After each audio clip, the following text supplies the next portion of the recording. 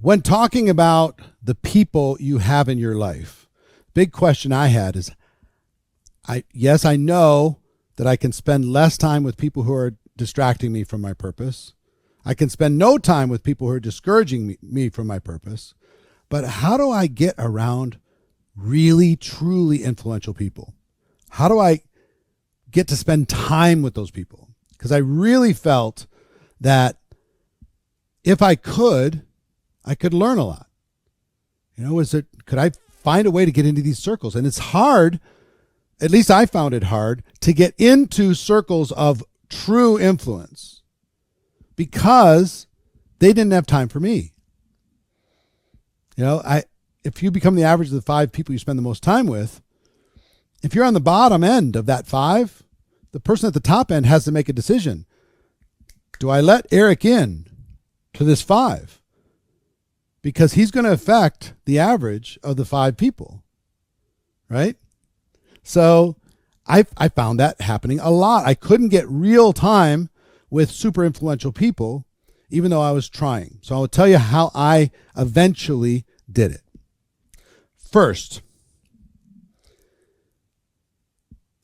I got around virtual people of influence. Like you're utilizing this today so we can have a conversation. I found audio programs and books and seminars. So even though I didn't have a personal relationship with them, it was almost better than a personal relationship because I had the value of repetition. So I couldn't get Jim Rohn to sit down with me for 3 hours, but I could listen to his 3-hour program on audio called The Challenge to Succeed. And I listened to that 1,000 times. I got 1,000 hours of Mr. Rohn instead of 3 hours of him knowing my name. So if I let go of the ego of him knowing my name and I focus on the 3,000 hours that I was able to get, that's pretty good. So if I could reel, Dale Carnegie wasn't alive by the time that I got involved in network marketing. But even if he was alive, as one of the wealthiest people on earth, could I get access to him? Probably not. But I could read How to Win Friends and Influence People unlimited times. And what would that do? That would increase my influence. It would increase my ability to be influenced, number one, and to bring value into other groups, number two. So find a way when you're curating your life to weed out the distractions and the discouragement and find resources to be able to feed you so you can become more influential, because ultimately that's the answer. You want to get into a bigger circle, you got to earn it. You got to earn your way into the bigger circle. So start with virtual books like this program, like events, like podcasts, seminars, experiences. Anytime you can get into those environments, do it. That's one. Two is with these people, there are influential people in your company that will either have a financial interest in you or because it's part of the culture, they'll let you around them.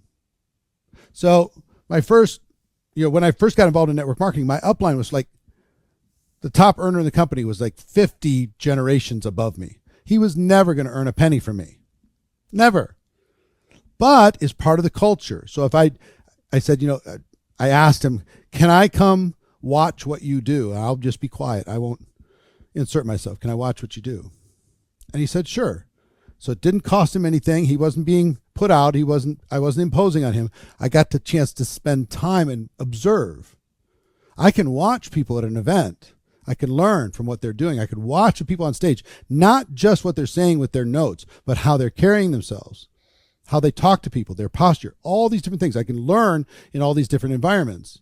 So inside of your company, there are influential people that you can get access to if you are willing, coachable, and hungry and humble.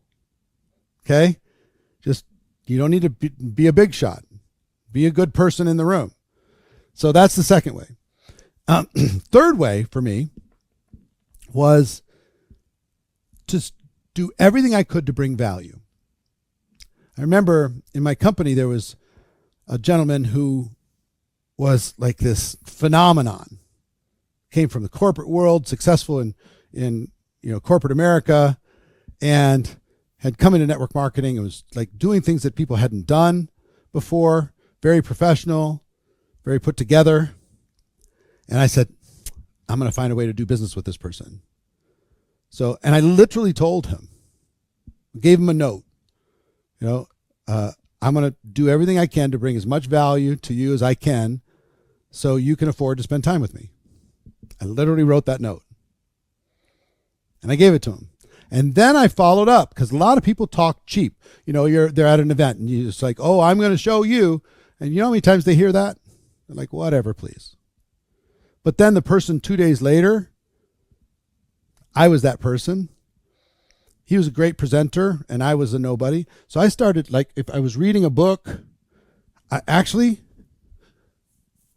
is one of the first books. I found this book in a bookstore, Unlimited Wealth, Paul Zane Pilzer, that said distribution is the name of the game for financial success. It was more than manufacturing. Distribution was the thing. So I read this book, highlighted it, and I started sending excerpts to this top earner. Hey, you could use this quote. Hey, you can use this book. Hey, you can use this thing. You know what he did? This book had already been out for some years. It became a bestseller again because this guy started quoting the guy that I was bringing value to. So that worked so good for him. Then guess what I did? I started bringing other things. Like, oh, try this quote. I read this in the newspaper. I read this, or I saw this on television. Here's this story. So I became kind of like a behind-the-scenes scriptwriter, bringing value. And then I started talking strategy with this person. What do you think of this strategy? What do you think of that strategy? What if we did this, and what if we did that? Now it starts to be a we. Now he's getting enough benefit hanging around me so he can justify the time. I earned it. When I first started, if a big shot was coming to my town to come speak at a company event or something, I fought to be the one to drive and pick them up. Borrowed a car from somebody, cleaned it out perfect, put water bottles in the car, everything's ready to go, picked them up at the airport, carried their luggage, put it into the car, said, here, I got a bottle of water for you. There's a little gift bag over there. Thanks for coming to our town. Took them to the hotel, parked, dropped them off, went and parked, came in, took their luggage. They're like, what are you doing? You don't have to do this. No, I don't mind. It's my honor. Because if I bought proximity by bringing value, they were going to keep me around.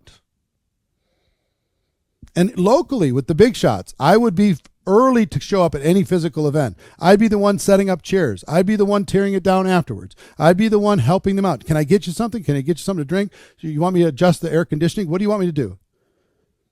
I became helpful and useful. And because I became helpful and useful, I got to be around the influential people in my world, in my business. And once I was able to be around them more, eventually I became one of the influential people in my business. Humble, willing, coachable, hungry, proactive, paying attention, high level of awareness, bringing value. That's what I did. Okay? So if you want to get around influential people, start with virtual, right? Search out people in your company that have a potentially a vested interest in you. And then 3, really get around influential people on purpose. Network inside of that community on purpose and bring value, okay? Be humble, willing, coachable, hungry. And you'll find your way there. And once you're there, fight to stay there. Fight to find bigger and bigger circles of influence, which I've done my whole life, okay? It'll serve you, I promise. See you tomorrow.